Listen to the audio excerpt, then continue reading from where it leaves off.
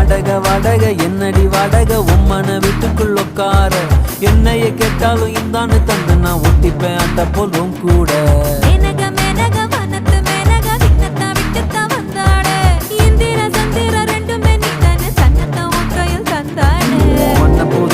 உன்னைய நீ நெஞ்சில் வச்சிருப்பேன் ரொம்ப பத்திரமா சின்ன சிரிப்புல என்ன வளைச்சிட்ட சித்தன வாசல் சித்திரமா